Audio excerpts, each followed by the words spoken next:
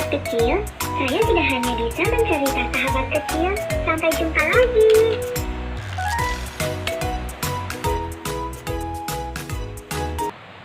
Sahabat kecil, saya tidak hanya bisa menceritakan dongeng, menyanyikan lagu-lagu, dan saya juga tahu banyak pengetahuan yang Anda tidak tahu. Sang Kuryang dan Gunung Tangkuban Perahu. Pada zaman dahulu, di sebuah kerajaan makmur bernama Parahyangan, hiduplah seorang putri cantik bernama Dayang Sumbi. Dia suka sekali menenun. Suatu hari Dayang Sumbi menenun di teras istana. Entah kenapa, hari itu dia sedikit pusing dan lemas. Sementara benang pemintalnya berkali-kali jatuh. Dayang Sumbi menjadi malas mengambilnya. Karena jengkel, benang pintalnya jatuh terus, dia pun berkata, "Barang siapa yang mengambil benang pintalan itu untukku, saya bersumpah, kalau dia laki-laki, akan kuambil sebagai suami." Dayang Sumbi senang, karena benang itu sudah berada di dekatnya. Lalu siapa gerangan yang mengambilnya? Siapa yang telah mengambilkan benang pintar ini untukku? Sepertinya tidak ada orang di sini. Betapa terkejutnya Dayang Sumbi. Karena yang mengambil benang itu adalah si Tumang, anjing kerajaan yang terkenal setia dan sakti. Akulah yang mengambilkan untukmu, Dayang Sumbi. Kamu, Tumang? Berarti kamu akan menjadi suamiku? Bagaimanapun, Dayang Sumbi tidak bisa mencabut sumpahnya. Dia pun menikah dengan Tumang. Hasil pernikahan mereka, Dayang Sumbi melahirkan seorang bayi laki-laki yang berwujud manusia yang diberi nama Sang Kuryang. Tumang berpesan kepada Dayang Sumbi supaya tidak mengatakan pada Sang Kuryang jika Tumang adalah ayahnya. Dayang Sumbi, tolong jangan katakan kepada anak kita jika aku adalah ayahnya. Baiklah, Tumang. Aku tidak akan mengatakannya kepada Sang Kuryang anak kita. Sang Kuryang tumbuh menjadi anak laki-laki yang sehat, lincah dan cerdas. Tumang pun selalu mengikuti Sang Kuryang kemana dia pergi, serta mengajarkan kesaktian yang dimilikinya. Ayo, Tumang. Ayo cepat. Kejar aku. Iya, Sang Kuryang, aku akan mengejarmu.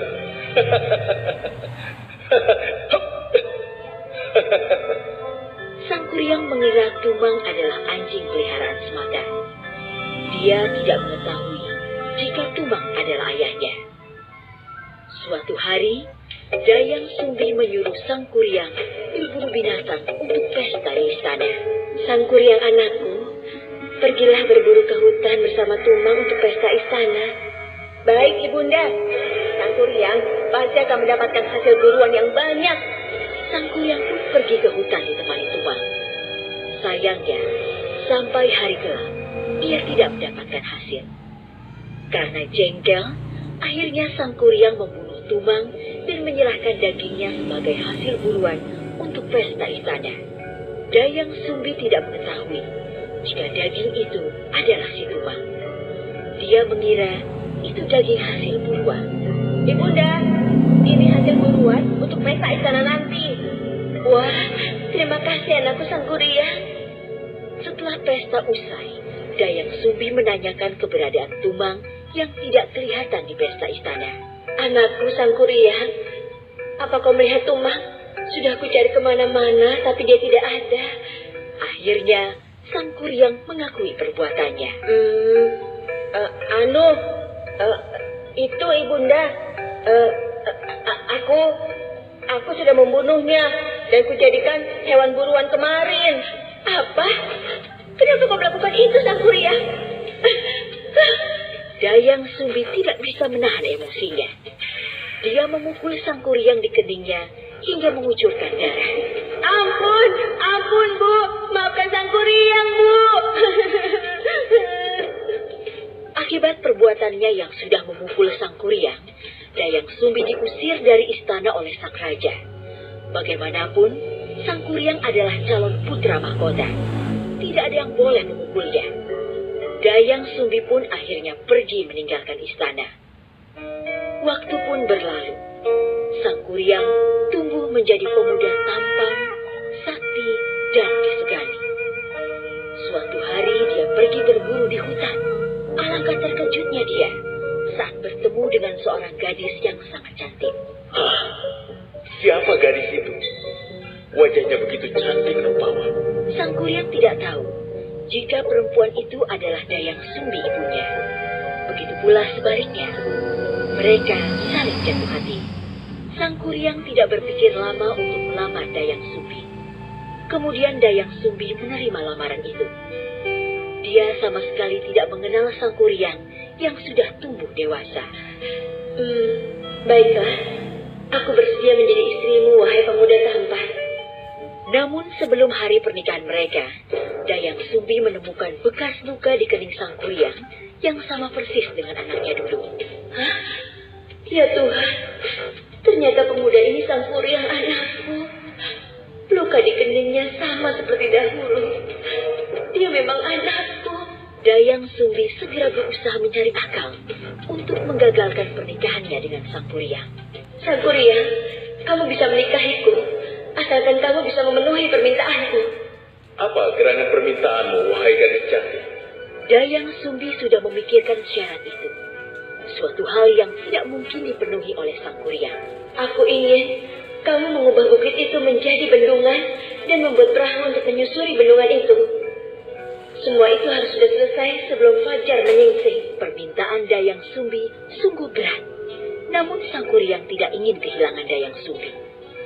Baiklah, aku akan mewujudkan semua permintaanmu. Sang Kuryang mengeluarkan seluruh kesaktiannya. Dia mengundang seluruh makhluk halus dan jin untuk membantunya. Kesaktiannya ini dulu diajarkan oleh ayahnya Tumang. Mereka lalu bekerja semalaman menutup sungai dan mata air dengan lumpur dan tanah. Akhirnya aku bisa menjadikan bukit ini menjadi bendungan. Saat semua sudah terbendung, Sang Kuryang pergi menebang pohon raksasa dan mulai membuat perahu yang sangat besar. Sekarang tinggal membuat perahu besar untuk menyeberangi bendungan ini. Aku pasti bisa. Dayang Sumbi mulai gelisah. Sebab pekerjaan Sang Kuryang hampir selesai. Padahal fajar masih lama. Aduh, bagaimana ini? Aku harus menggagalkan usaha Sang Kuryang sebelum terbit fajar. Dayang Sumbi berdoa dengan khusyuk kepada Tuhan agar usaha Sang Kuryang gagal. Oh Tuhan, bagaimana mungkin aku menikah dengan anakku sendiri? Itu tidak mungkin. Tolonglah percepat fajar datang agar semua makhluk halus itu pergi. Dan tidak ada yang membantu Sang Kuryang menyelesaikan pembuatan perahu besar itu sebelum fajar tiba. Keajaiban pun terjadi. Matahari terbit lebih cepat. Usaha Sang Kuryang pun gagal. Sudah pagi, padahal perahu yang aku buat belum selesai. Sang Kuryang sangat marah saat mengetahui jika dia ditipu. Siapa sebenarnya kau ini? Kau sudah menipuku. Tega sekali kamu. Dayang Sumbi menangis mendengar perkataan Sang Kuryang. Bagaimana mungkin aku bisa menikahimu, anakku? Sesungguhnya, aku adalah Dayang Sumbi, ibu kandungmu. Sang Kuryang tidak percaya dengan ucapan Dayang Sumbi. Dia marah.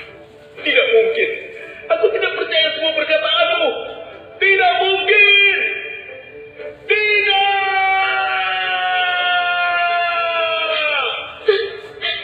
Aku ibumu, Sang Kuryang. Ibu kandungmu. Kemudian Sang Kuryang menendang perahu buatannya hingga terlempar jauh. Perahu itu jatuh dengan posisi terbalik dan berubah menjadi gunung yang hingga sekarang dikenal dengan sebutan Gunung Tangkuban Perahu.